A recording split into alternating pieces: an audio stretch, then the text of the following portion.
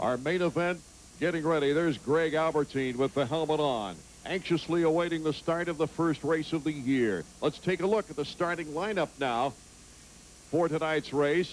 The two heat winners, Jeremy McGrath and Kevin Windham.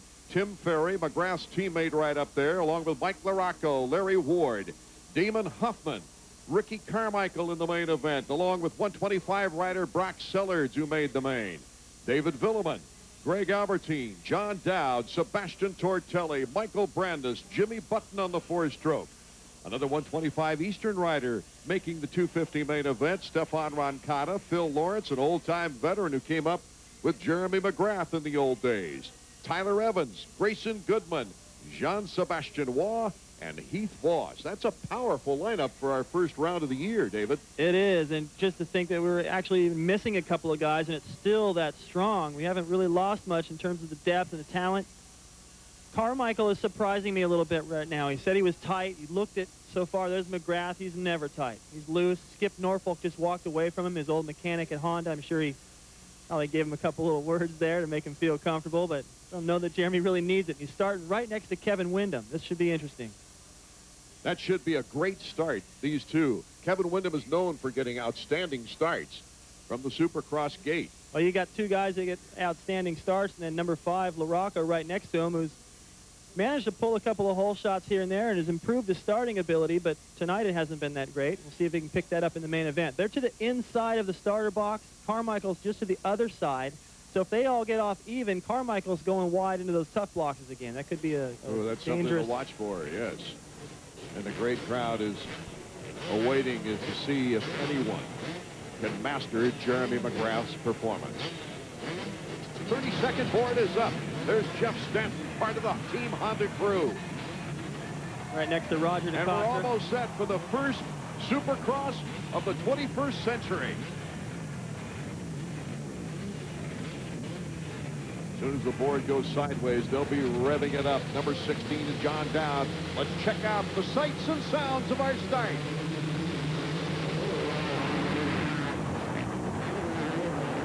Good start by Ricky Carmichael. He's got his teammate Larry Ward right there in tow. That should help him relax a little bit. Windham to the outside, number 14 on the Team Honda, with Mike LaRocco a good start, and Jeremy McGrath is in 5th position. Behind Mike LaRocco, I might add. You don't see that too often in the opening lap. There's LaRocco, number 5. Number 1 is on the chase. Bonus for Carmichael, though. Anytime you can get a hole shot, you look over your shoulder and you got your teammate right behind you, it's so much easier to relax and get in your flow. McGrath already going to work, staying low off the triple. Here comes Windham. He's really pressuring Ward for second, as we see McGrath trying to pick up on LaRocco. Thought he had him passed, but LaRocco was able to hold him off. Doesn't really matter the opening lap. McGrath has got the leaders in sight. That's all that really matters. He's got the speed. Here's the battle. Ward boxing out Windham. Windham is really trying to move up into second place there, as Ricky Carmichael is currently in first. This could be a big confidence move for Ricky Carmichael. A podium here in the opening round. Look at Sellards coming down the inside of McGrath. Makes the pass. Sellards, number 18, rubbing a little plastic with Jeremy. Jeremy gets him back, but that was close. Jimmy Button right behind Jeremy McGrath. Art, I really didn't think after watching practice that LaRocco looked that sharp. He just really picked it up tonight. Let's take a look at who won the YahooSports.com Whole Shot Award, $1,000, Ricky Carmichael. Just edges out Larry Ward. Good clean start. I was worried after that heat race when everyone went down. I think everyone was a little bit careful about that in the first corner. No one wants to start the season crashing in the first corner. The battle for second is on. Larry Ward sees Windham cut right in front of him before the jump. And there's McGrath right on Ward's tail. So Windham dishes it right back to Larry Ward in the same place, picks up the spot, but while they change back and forth, Carmichael's pulling away. Ward was leading after a hole shot here last year and faded to 18th. He's right behind Kevin Windham right now, and Ricky Carmichael is starting to pull out a lead, a 2-second lead. Think about this. Carmichael injured himself at the Paris Supercross not that long ago.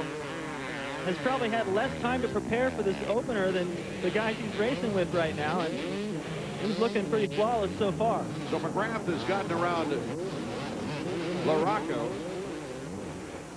And here is the battle on with Larry Ward. McGrath making it look easy, passing Larry Ward.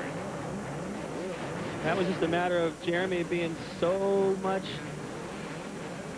I don't know what the word is. The guy's got about just a percent on everybody. Everywhere on the racetrack, he's able to stay a little bit lower, a little bit tighter, always in the right line. And it was just picking up a foot here and a foot there that allowed him to get the edge on Larry Ward. Jeremy McGrath looking near perfect as he pursues Kevin Windham. Windham in second place behind Ricky Carmichael here in the first main event of the year 2000. Whoa, Windham cutting in front of McGrath in this tight battle for second place. These guys' reflexes are unbelievable. As close as they get to each other and how easy it would be for one of them to clip the other and go down, they still don't. It's amazing. So the former six-time champion, the defending champion, draws the cheers of the fans here in his backyard, Anaheim, California, making the pass into second place. And you wonder, how can Jeremy make a pass on somebody as skilled as Kevin Windham? The long legs able to soak up that takeoff on the triple. Jeremy still stayed lower and got that pass done. So now, in the crosshairs for Jeremy McGrath is Ricky Carmichael. I'll tell you, it's so important for Carmichael right now to not get flustered about Jeremy. Even if he's able to gain on him and make the pass, Carmichael needs to start the season with a podium finish. There you see the interval between their leaders, Ricky Carmichael and Jeremy McGrath. And here's the battle between Mike LaRocco and Kevin Windham. Windham winning a heat very impressively, and LaRocco looking very smooth all weekend in practice. Smooth, but I didn't think he had the speed these guys do, and right now he's showing it. Kevin Windham had a faster heat race than McGrath, not by much, but a little bit faster, and McGrath rode right around and pulled away and has closed the gap on Carmichael. And here comes LaRocco. LaRocco springs over number 14, Kevin Windham. The Honda factory connection beating Team Honda at that one. And look at McGrath. He's starting to pull up close now to number 4, Ricky Carmichael. Carmichael's first try of the 250, less than stellar last year. Can Carmichael hold off the charge? We'll find out right after these words. Welcome back. The battle is still raging. A new leader, our third leader of the 250 main. And now Ricky Carmichael almost got him back. That was close. Carmichael ran in there with his front tire and probably just touched the edge of McGrath's boot. This is the opportunity Carmichael's been dreaming about ever since Tampa last year, where he had the hole shot, and a great opportunity to win the race right here. Maybe he can pick up the pace and learn a little bit from Jeremy, find out what lines, what things that Jeremy is doing better to be able to click off that much time of RC's lead. Carmichael, of course, one of the great all-time 125 riders. He was the first rider to sweep a Supercross 125 season. And, of course, he tied Mark Barnett's all-time 125 record for the national wins with 25 career 125 national wins. Carmichael on the outside tries to make it close once again. Wants to put the heat on Jeremy McGrath. Can you believe this? I can, because I've spoken with Carmichael quite a bit, and he will not settle for second. Carmichael retakes the lead.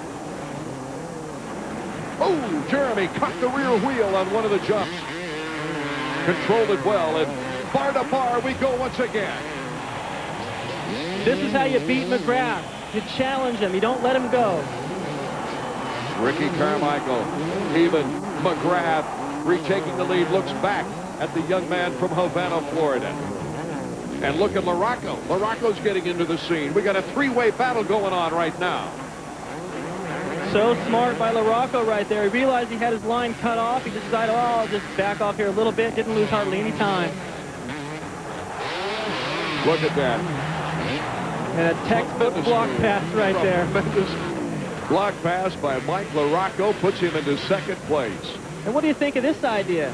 LaRocco looks to me like he's gunning for McGrath. He's not just going, all right, I'm in second, this is pretty good. It looks to me like he's still got his sights set on McGrath and winning this opener.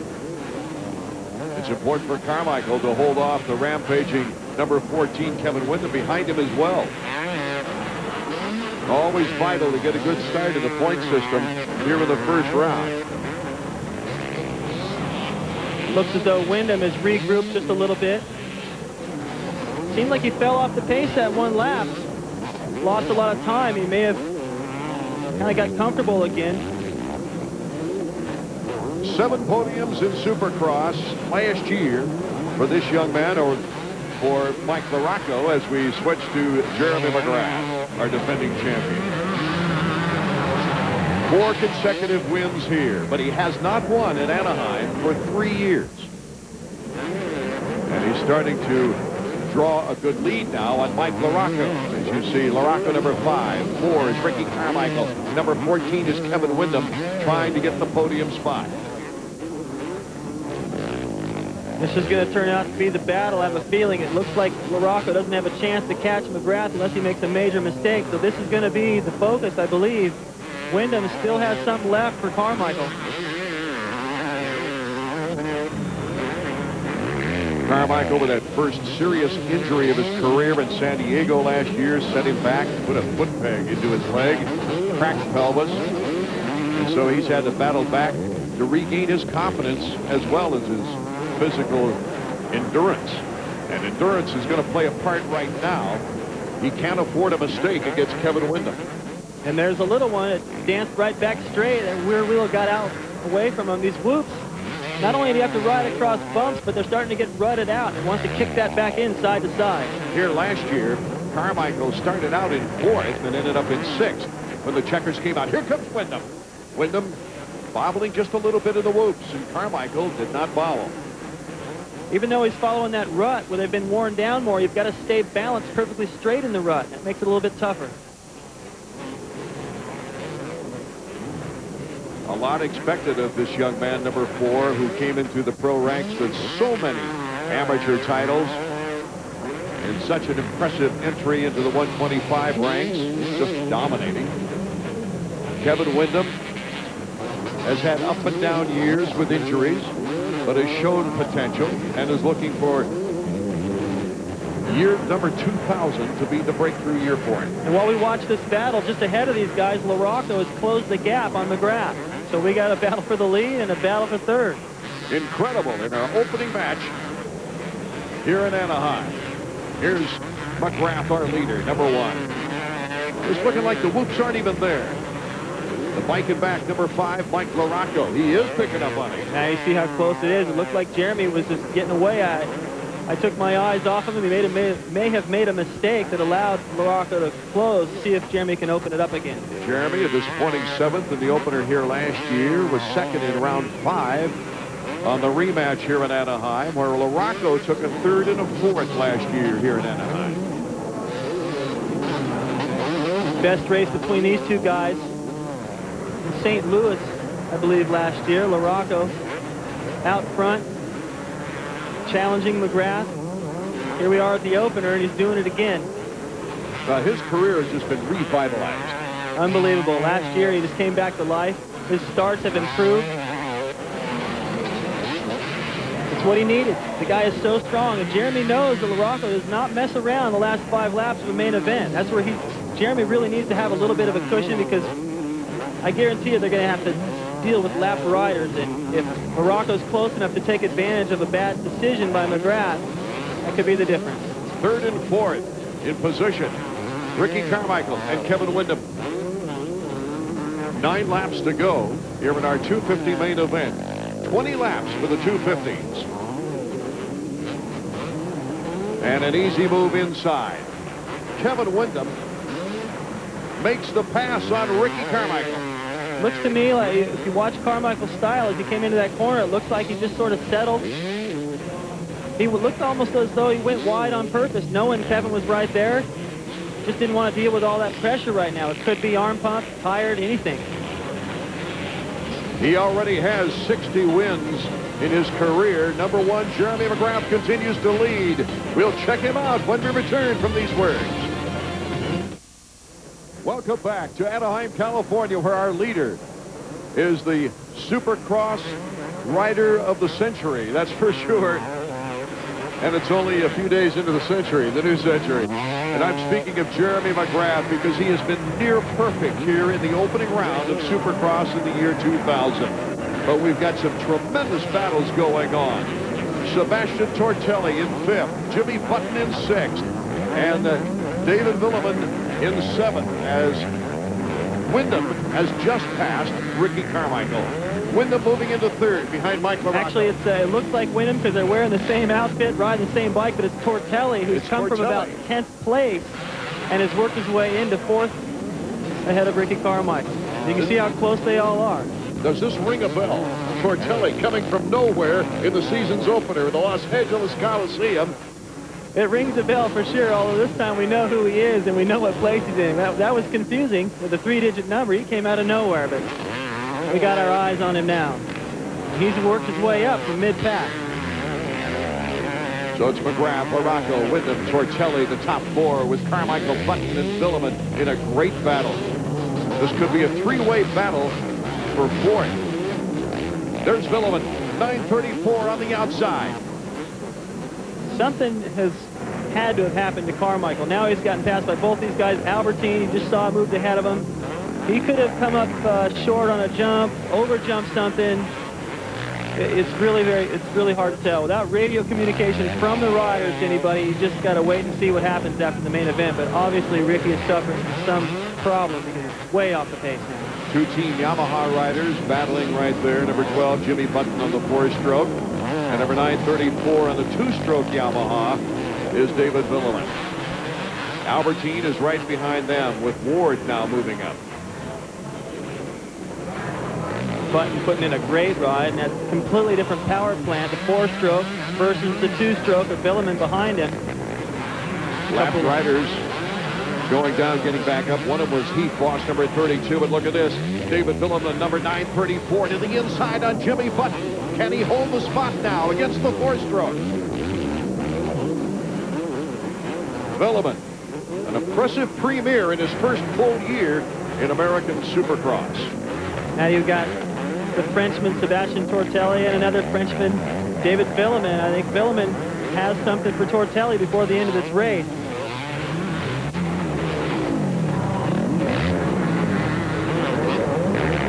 Number 21 is Tortelli. And while we're looking at this battle, keep in mind this is 22 seconds, 26 seconds behind the leader, McGrath. McGrath has just opened up a tremendous lead over the battle for 3rd. LaRocco still staying pretty close behind McGrath, but it doesn't look like he's going to be able to close the gap as he did earlier. Number 21, Tortelli. Approaching 3 laps to go now. Can he hold off his fellow Frenchman, David Villeman? Tortelli, a 125 and 250 World GP Motocross champion. As these guys went over the triple, McGrath was going the other way on the whoop section. If these guys happen to glance over and see that, it's just demoralizing. Good. Incredible the way that McGrath has just been able to pull away now. Mike LaRocco settling in 2nd. Kevin Windham in 3rd. Now we pick up number 21 in 4th. Incidentally, Tim Ferry had to bow out of the race after crashing early. Very big disappointment for that Chaparral Yamaha rider. And with the absence of Lusk for Team Honda, they've still been able to keep Tortelli, who no one really considered to be a Supercross rider. This is the first time he's raced here in the United States since he broke his wrist in Unadilla last year in the Nationals. Beg your pardon? He ran in the United States, but the GP, the Grand Prix. And he came back so soon after that injury to run in that race and did a very credible job. Here's the leader, Jeremy McGrath. Nothing less than sensational right now. And then the battle goes on for 4th. Looked like Tortelli was going to be able to make a move, but I mean, Villeman rather on Tortelli, but Sebastien able to hold him off. And these guys have closed the gap on Windham. That's Windham just ahead of him. Both these guys in tremendous physical conditioning. And I'll tell you what, these are the laps where it really pays off. It's more so than the physical, it's the concentration. I'm playing this EA Sports video game, and I'm getting tired trying to concentrate on that for 5 laps. Imagine this for 20. Don't forget, you can see this action live, pay-per-view. The final race of the year from Las Vegas. Check it out as we make history once again with Supercross. Final race of the year in Las Vegas on pay-per-view this year. Final lap, white flag is out. Jeremy McGrath is looking to become a winner for the 61st time in his career. This would be the 8th straight year in his career with a victory. And he's serving notice right now for those who question his move of not running the motocross season. He just came back even stronger. Yeah, I thought we would see that. The knack-knack. Crowd was on its feet going, please show us one more of those before it's over. He knows what they want. You know, Yamaha could make it right now 3 decades in a row tonight. Mike Bell won the first Supercross in the 1980s. And Jeremy McGrath takes the first Supercross in the year 2000. The checkers for Jeremy. Mike Bell won the first Supercross in the 80s. Damon Bradshaw won the first Supercross in the 90s on a Yamaha. And now McGrath has taken it for 3 decades in a row. The opener. The battle for third is still on. Mike LaRocco taking second, but Kevin Windham and Tortelli going at it. There's Kevin Windham, number 14. He will go on the podium. So we'll get a chance to get their reactions when Davey Coombs moves over to the winning podium. Great financing on selected models. Jeremy McGrath wins his 61st Supercross. He ties Jeff Ward with winning a Supercross for the 8th consecutive year. Davey Coombs is down near the podium now with those who tried to take it away from him. Kevin, that was a good ride for 3rd place. It looked like a mature ride for you. Are you thinking about the whole series? Yeah, definitely. You know, the later stages seems to be my strong point, and I just need to keep going, get up there, and you know, try to keep getting the podiums. I know that's what Jeremy's going to do every time, and you know, I felt good with a little podium ride that time, and you know, just take it from there. Just stay off my head and look forward to a long season. Good job on the opener. Yeah, thanks a lot. This is the first opening season victory for Jeremy McGrath at Anaheim, despite the fact he's got 5 victories here. McGrath, LaRocco taking second, Kevin Windham also on the podium with the 2 Frenchmen rounding out the top 5. Tortelli and Villeman really giving us some excitement during that race, David. I'll tell you what, Sebastien really picked up the pace when he saw Villeman coming. That was a gutsy ride, and they closed in on Windham. He almost made the podium. Carmichael slipping to 8th, Ward in 9th, and John Dowd rounding out the top 10 in our season's opener. Let's go back down now to the victory podium and Davey Coombs. Well, Mike, I got to tell you, I was pretty surprised by that ride. We were talking about a lot of the younger guys, but you went out there and showed you carried the speed over, maybe even improved on it here in 2000.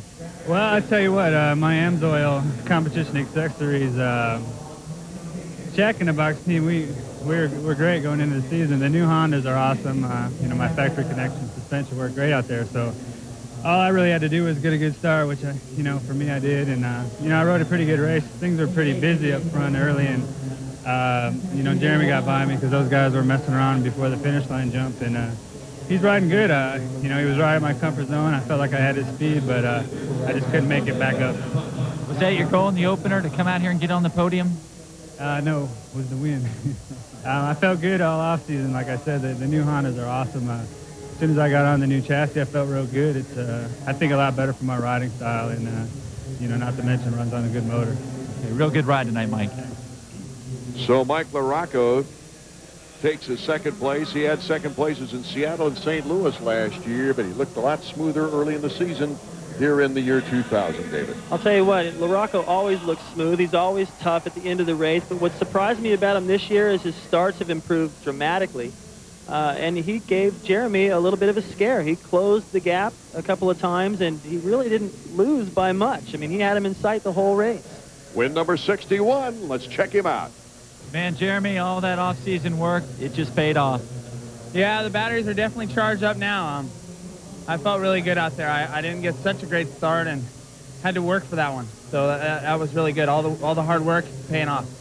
It looked like in the beginning, Ricky Carmichael, kind of a surprise, but then later on, we were surprised that Mike LaRocco stayed with you for a little bit. Were you checking the rearview mirror? Yeah, I was behind Mike for a while, and then Larry and I think Kevin or someone were jacking around here before the finish line, and Mike had to roll it, and then I jumped it, got by him, pulled out a little distance, and he was definitely keeping me honest. I was scoping him every lap. Finally, how's it feel to get an opening win once again? Anaheim's always been really good to me, except for the past couple years, and I'm really excited to be here. I mean, like I said, I'm happy to be racing. I've been sitting on the couch for a while, way too long, and it feels nice to be up here. He has not been sitting on the couch, David Bailey. He probably wishes he could have said that was probably the plan, but I guarantee you there were a lot of contractual obligations during that break, and it probably ended up being a little more busy, and it would have been easier for him to just continue racing.